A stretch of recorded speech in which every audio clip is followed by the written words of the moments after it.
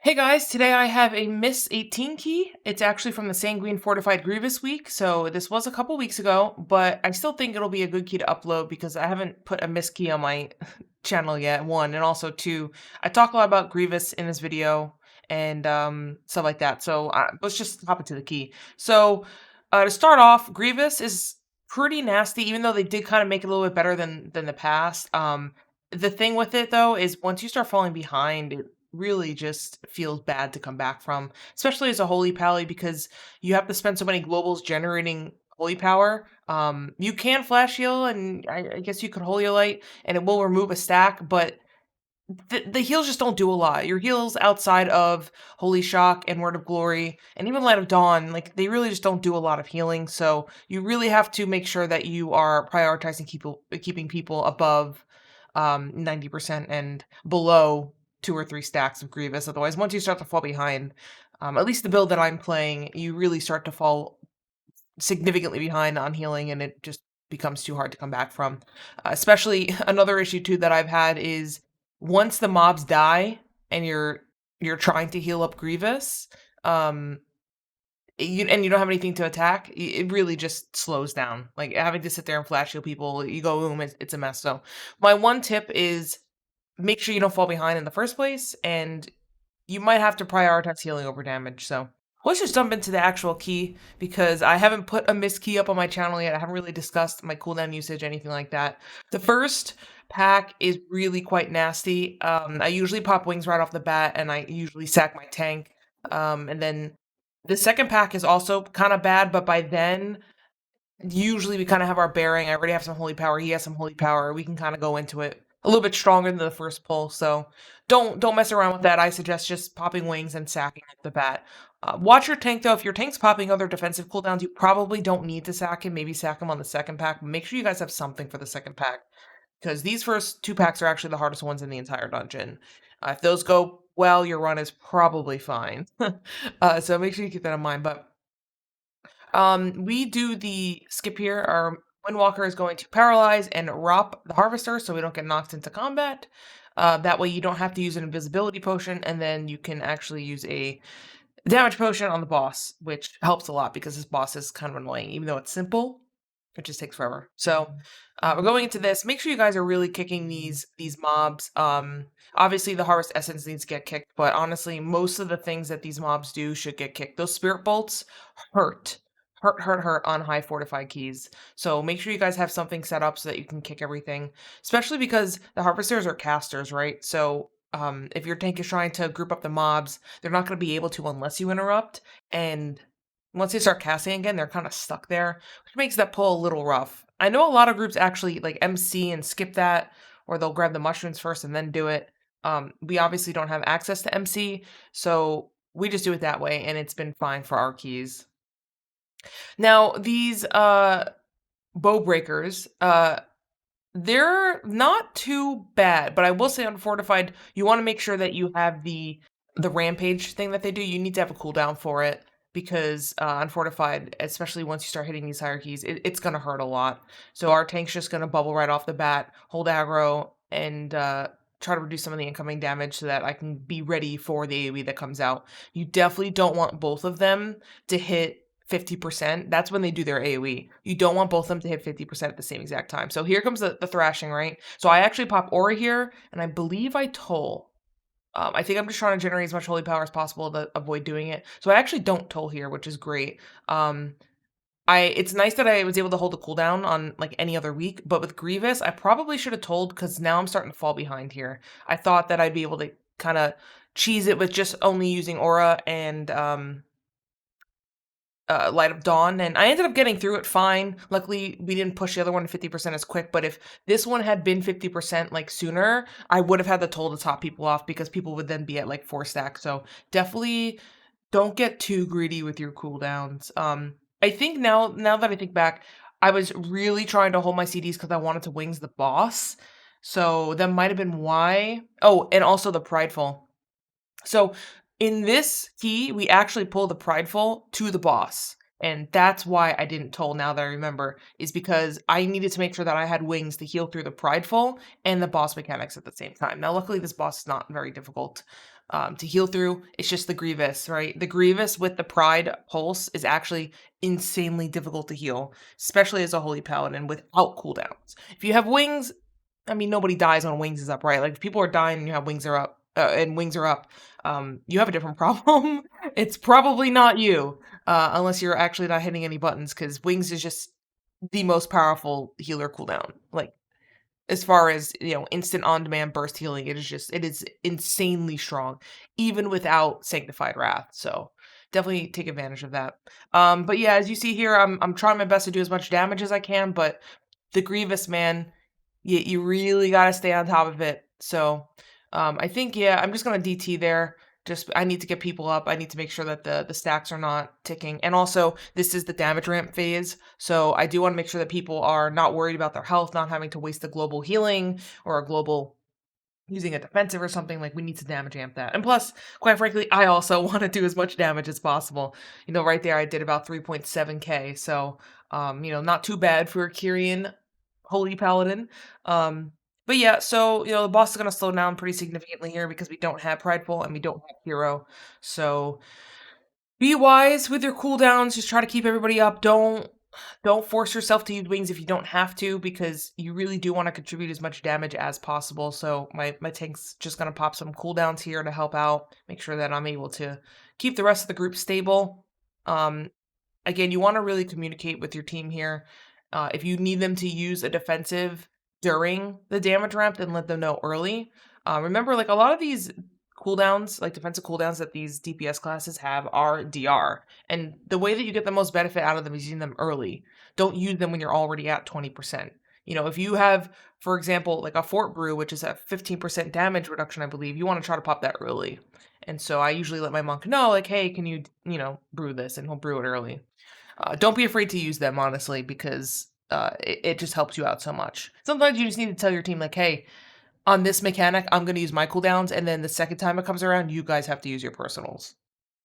So it was actually a pretty clean first fight for us. We've had some issues with that in the past on Tyrannical, but this is a fortified key, so luckily we won't be dealing with those. But yeah, so we actually found this tech, I believe, from MDI, where our monk will go over and pull the mobs through that little window on the right side there, and we'll tank those, and it'll just help us with the percent. I forget exactly the right reason why.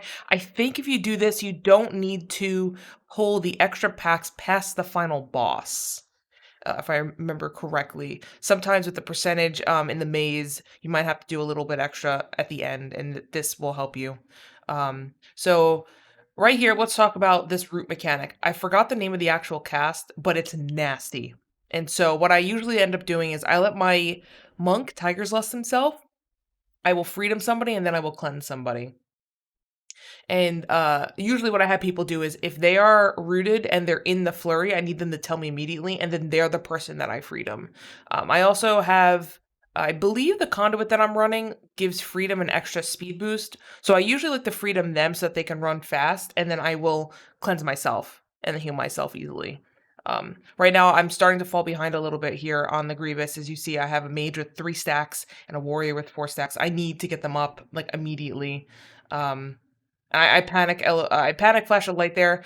I really should have been generating holy power, but the reason why I started to flash a light there was because I wanted to remove some of the stacks, just quite frankly, and I was having a hard time following the mobs as they were getting kited. So it's not necessarily a bad thing to flash of light, but it's not really going to save anyone. Just if you're in a pinch and you need to just remove a couple stacks, I guess it's okay.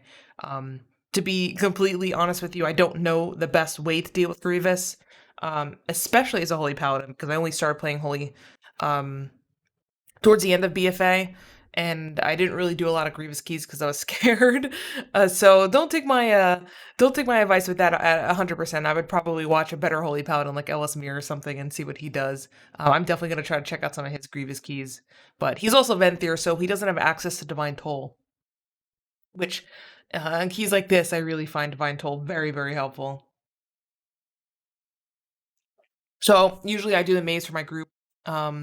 Growl said it before, but I'm just going to echo what he said is it's best for the healers to just do the maze stuff because I don't want to pull my damage dealers off, and even though I'm melee and even though I kind of need to be in melee to generate Holy Paladin and actually heal, any Holy Paladin will tell you leaving melee feels awful.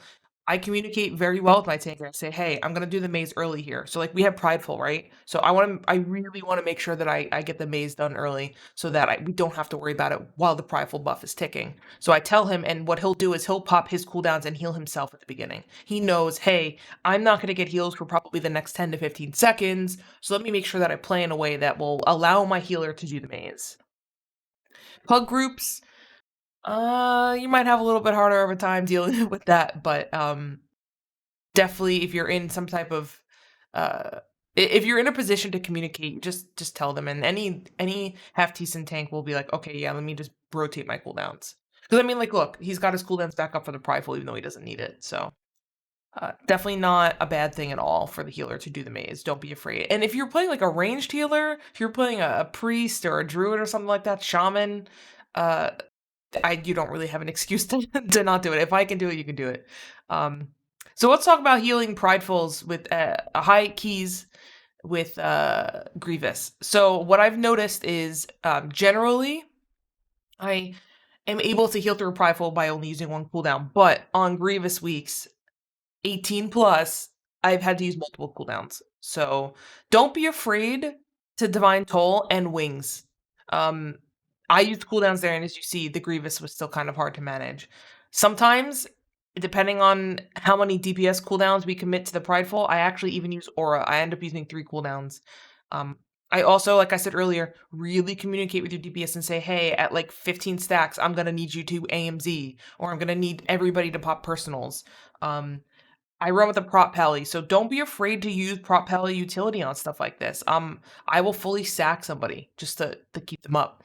Oh, there's a perfect example, by the way, of the root. I ended up just kind of healing myself through it. I probably should have bubbled there, if I'm being completely honest with you. I kind of panicked, but I freedomed my warrior because she was in danger zone. I cleansed somebody. Just make use of all of your tools as a holy paladin. Freedom's such a short cooldown. Just go ahead and use it. Don't save it for like optimal times. Like that is the time to use freedom. That is the time to use sack if you have to. Sack's underused, I feel like, because I feel like sack is kind of, or at least this is how I felt when I first picked up paladin. Sack to me is a tank cooldown. Like, oh, I have to save sack for my tank if he's gonna die. But really, you can get so many clever uses out of it. Don't be afraid to use it. It's only a 2-minute cooldown, and it's really good. And you also have your own DR on a pretty short cooldown. I forget the name of it, but it's the little shield icon. Divine, I think that's Divine Shield, or is Divine Shield a bubble? I probably should know the names of my abilities if I'm going to be doing a commentary, but, oh, Divine Protection, Divine Protection. Yeah, that, just use sack on somebody and then Divine Protection, or Shield. You know what? Someone here is going to correct me in the comments, but you guys don't want to talk about, I'm not talking about bubble, okay? Use that and sack someone, and it really just helps so much. Which is another thing too. Like, use that shit on cooldown. Really, it's a 45, 50-second cooldown. Just use it. Especially if you're running Unbreakable Spirit, which you should be, because you don't need to use the Cavalier talent or the Rule of Law. You really don't for these keys. So definitely make use of that. I think, is this the last one? No, I think we have one more. I'm not sure. I'm drinking my coffee here, so I'm like half paying attention. And I really hope the milk in my coffee right now is not bad. Because it expired today, but I am too lazy to go out and get more. Okay, yeah, so there's also going to be a little bit, there's an anima injection debuff that gets put out on people. Just cleanse it immediately. I haven't, sometimes it does overlap with the roots, and if that happens, you definitely need to use a cooldown. But right there, my warrior got a little spooked because I think she got rooted, and she was in the Spear Flurry, so she actually just popped Ignore Pain, and I sacked her. She also had parry up, so like she was not going to die there. I should have communicated with her that I was going to sack her. I think I just panic sacked. And unfortunately, in like super high keys, like once you start hitting like the 20 plus, that stuff's going to really bite you. So definitely look out for that and communicate. Another thing too to keep in mind that I don't really do in this run, but I've started to do a lot since this run, is I like to run Blinding Light, because Blinding Light stops a lot of these uninterruptible casts like Spear Flurry, and you can really help your team out by blinding that. Especially if you see like multiple uninterruptible casts go off, just blinding light. That's also a relatively short cooldown. Make use of Hodge. Communicate with your team. And after this week of the Grievous Sanguine week, my team actually sat down and decided to figure out what we could do to improve. And one of the things that we realized was we weren't making a lot of use of my CC. And it was mainly just because like I'm still kind of new to keys, and I was trying to learn like where I fit into like the CC rotation of the group. And I have to start learning to call out my CC and say, hey, like, I'm gonna stun this cast, or I'm gonna blind this cast. Make sure you're not overlapping, because overlapping will kill keys. So gotta make sure of that. Just communicate. What happens here? Why did she die? Oh, she died in the Sanguine, I think. Okay, cool. Yeah, we got a battle res off on her. Oh yeah, so this is actually kind of a spooky prideful. I'm surprised I didn't bubble here, but I think I felt like I had it under control, but I definitely did not. Oh, there's the bubble. There we go. So, oh yeah, this is a bit of a nasty prideful on my end. I should have bubbled much earlier. That that's scary. So I actually didn't have any CDs for that. I had aura. I did aura that, but I didn't have anything else, and that's what happens. You really have to make sure that you're not committing too much, because again, falling behind on Grievous, especially with prideful where you're also getting constant ticking damage, it is a recipe for disaster. Definitely do not take that lightly. I mean, even on 15s, I was struggling with Grievous, so don't think that this is just exclusive to high keys. So on this fight, the way that we normally do it is we'll rotate between Hodges and stun it so that our mage has time to poly it without it accidentally getting too close. We also have a little bit of a meme where we tell our DPS to kick patty cake. Nathan, if you're watching this, I had to, I'm sorry. But yeah, no, that's usually how we do it. Just be really careful. For some reason, this fight, even though it's very, very easy, we just like panic. And I'm not quite sure why. I think myself included, because that fox has really screwed us over a lot. Like right there, it broke somehow, and then our warrior just storm bolted it. Almost hit our mage, but he was able to get it, so we're good. I don't know. It's just like I feel like sometimes something will break it. We were trying to figure out what was breaking the polys so often, and it turns out that it was a combination of consecrations and the Prot Warrior's hammer talent, as you see them flying around there. And then also somebody's passive trinket. I think it was the monk. I don't want to like call him out, but somebody had a trinket that was like breaking polys randomly. It was either on this key or in our Plague Fall recently, but yeah, it's weird. Just keep an eye on it, because you don't want that fox to hit you. I know it's fortified weak, but like that, if that hits a healer or something, like GG. So yeah, just popped wings here. I want to get some big dam in here. I've talked about this before in the past, but healer damage is very important, especially as a paladin. Like, you have a lot of passive damage. If I don't actively try to do damage, I will sit at about 1.3 to 1.5k DPS without using Shield of the Righteous. If I'm sitting there and trying to pump single target without using cooldowns, I could probably hit about 2k. And if I'm like really trying to pump, and I mean like I'm popping DPS cooldowns, like not healing anybody, like I could actually spike up like DPS spike up to about 5 to 6k. I mean, hell, I was doing a boss and I had hero once on the pull, and I was doing 8k as Kyrian. So Kyrian paladins, don't be like, oh yeah, I don't have Ashen Hollow, I can't DPS. No, like you need to pump some DPS. It's very easy. It's very easy to do it, and I mean, like, look, I did as much damage as a tank. Like, if you add up my damage with the tank's damage, we equated like a 4th DPS. Like, just think about it that way. So don't underestimate. What I found though is kind of hard with doing damage is finding the right times to use Shield of the Righteous. When you use Shield of the Righteous, you don't have a chance to proc the free wings. Only Word of Glory and Light of Dawn have that chance. So sometimes you do have to fish for a proc, in which case it makes it hard, right? Because you want to sit there and you want to do damage. Nobody needs healing, but sometimes you need the free wings. And if I'm being honest with you, I don't know the entire math, But I read on Ellismere's guide, wingsup.com, that sometimes it's actually worth just getting the free proc because you do more damage with the proc than you would have done with the Shield of Righteous or a couple Shield of Righteous. So kind of use your judgment on that. Yeah, so I'm not quite sure what hit him. I think he stood in green. I'm not sure, but it's okay. Like, you can have a couple deaths here. We have the seed, I think. Oh god, is this the one where we didn't have the seed? Oh my god, I just hit my mage with that. I'm an idiot. I think this is the run where we forgot to grab the second seed. Oh no, he has to run through the whole thing. Okay, so don't panic. We're okay. Just gotta play smart. Gotta help out with the DPS where I can. I'm doing about 2k right now passively with a couple of shields. So, geez, I forgot about that. I haven't seen this key in a bit. Okay, so the monk's back. We're good. Only slowed us down a little bit, but it's not a big deal, honestly. If this was a higher key, might have been bricked, but it's just an 18. We're okay.